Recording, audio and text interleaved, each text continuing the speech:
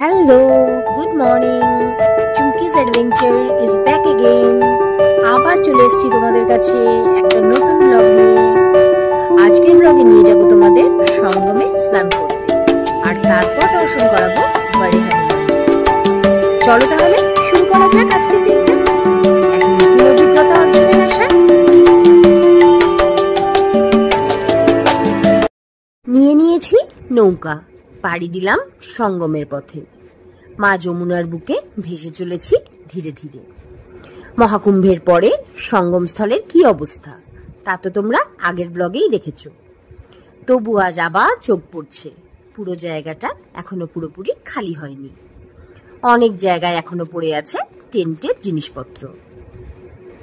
যেখানে একসময় জলে বাঁধ দেওয়া হয়েছিল ফ্লোটিং ব্যারিয়ারগুলো দিয়ে, আর সেই পথ ধরেই ছিল অসংখ্য ছোট ছোট দোকান, আজ সেখানে পড়ে আছে শুধু গুলগুলিয়া আর দু একজন নিঃসঙ্গ দোকানদার। ভিআইপি টেন্ট যেটা স্থায়ী করে তৈরি হয়েছিল সেটার তো সরানোর প্রশ্ন নেই, তবে সেটাও এখন তালাবন্ধ, লোকজনের চিহ্নমাত্র নেই। একসময়ের গর্জনময় সঙ্গম আজ যেন ধীরে ধীরে ফিরে পাচ্ছে তার নিস্তব্ধ রূপ। এত ভিড়ের পরে এই শূন্যতাটা ঠিক কেমন লাগে জানো?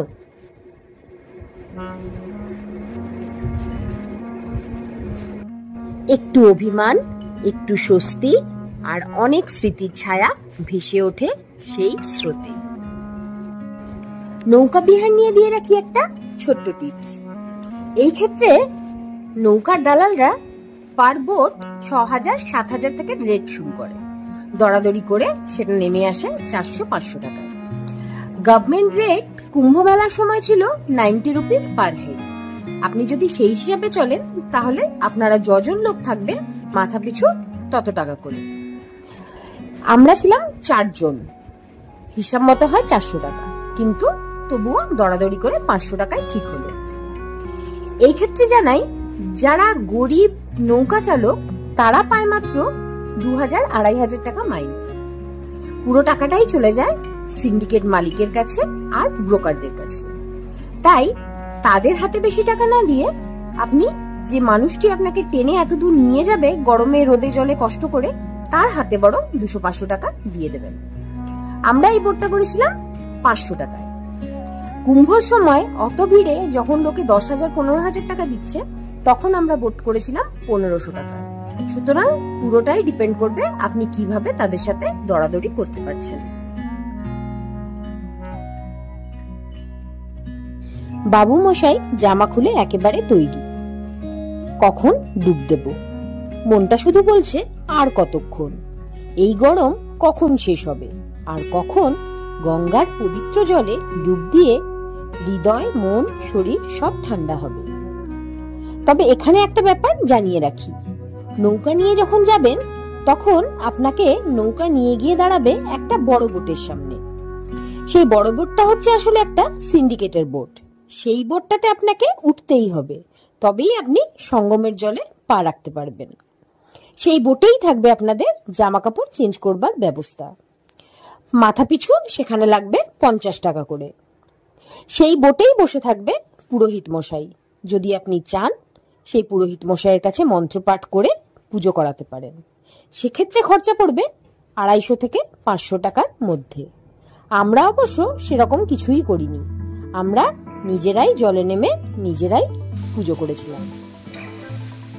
শেষমেশ চলে এলো সেই কাঙ্ক্ষিত মুহূর্ত।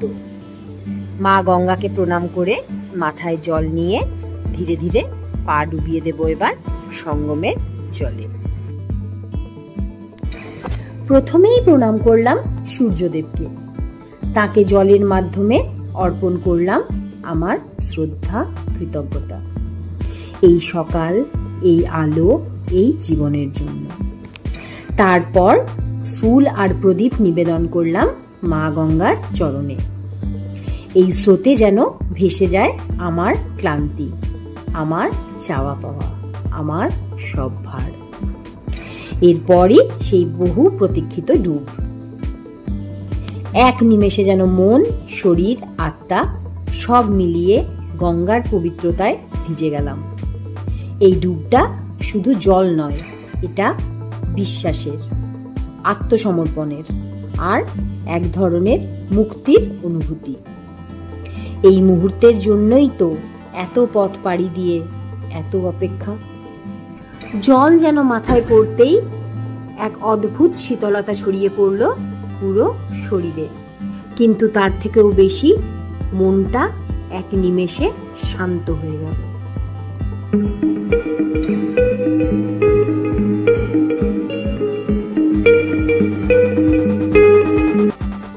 আমরা তিনজন একসাথে ডুব দিলাম সঙ্গমে, একসাথে সেই পবিত্র জলে অবগাহন, একসাথে সেই শান্তি খোঁজার মুহূর্ত। সঙ্গমে আমাদের শরীর, মন আর আত্মা যেন মিলল এক অনন্ত শান্তির স্রোতে। এই ডুবটা শুধু জলে নয়, এটা ছিল একসাথে হওয়া, একসাথে প্রার্থনা করা আর একসাথে শুদ্ধ হয়ে ওঠার এক অপূর্ব অনুভব।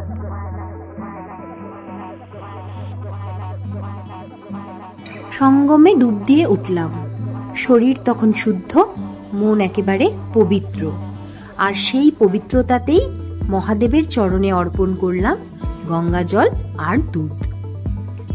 স্নান শেষে উঠলাম ভেজা গায়ে, নৌকায় চেপে ফিরছি আবার কিলাঘাটের দিকে। এবার খালি পায়ে হাঁটব, সোজা চলে যাব লেটে হয়ে হনুমানজির দর্শনে। তোমাদেরকেও নিয়ে চলেছি সঙ্গে, কারণ এই প্রথমবার আমার নিজের পরিবার আর ইউটিউব ফ্যামিলি দুজনদের একসাথে নিয়ে আমি আজ প্রার্থনা করব। একসাথে চাওয়া পাওয়া, একসাথে কৃতজ্ঞতা। চলো তাহলে ভক্তির সেই শান্ত নীরবতায় দেখা হচ্ছে তাহলে এবার মন্দিরে। আমাদের পুরাণ মতে লঙ্কা দাহ করে ফেরার পথে মহাবীর হনুমানজি এখানে এসে অগ্নি নিভিয়ে বিশ্রাম নিয়েছিলেন, তাই এই মন্দিরের নাম লেটে হুয়ে হনুমানজি। এই হনুমানজির মূর্তিটি প্রায় 20 ফিট দীর্ঘ, একেবারে শায়িত ভঙ্গিমায়, শান্ত মুখে, যেন বিশ্রামে থাকা দেব শক্তির প্রতীক। স্থানীয়দের বিশ্বাস, সঙ্গমে স্নান করার পর যদি এই লেটে হুয়ে হনুমানজির দর্শন করা যায় তবে সেই স্নান পূর্ণতা পায় আর ভক্তের জীবনে আসে পুণ্য আর শান্তি। এই বিশ্বাস নিয়েই আজ আমরা এসেছি ভেজা শরীর, পবিত্র মন নিয়ে তাঁর চরণে আমাদের শ্রদ্ধা নিবেদন করি। চলো তাহলে সবাই মিলে একসাথে প্রণামটা সেরে মন্দির চত্বরটা একটু ঘুরে বেরিয়ে পড়ি কাশী বিশ্বনাথের উদ্দেশ্যে। তাহলে ভিডিওটা আজকে এখানেই শেষ করছি। খুব তাড়াতাড়ি দেখা হবে একটি নতুন ব্লগে কাশী বিশ্বনাথের দর্শনের সঙ্গে। ততক্ষণের জন্য টাটা, স্টে টিউনড। খুব তাড়াতাড়ি ফিরবো একটা নতুন ব্লগে। আর এই ভিডিওটা যদি ভালো লাগে তাহলে একটা লাইক, কমেন্ট, শেয়ার করে দিন আর সাবস্ক্রাইব আর বেল আইকনটা প্রেস করতে ভুলো না কিন্তু।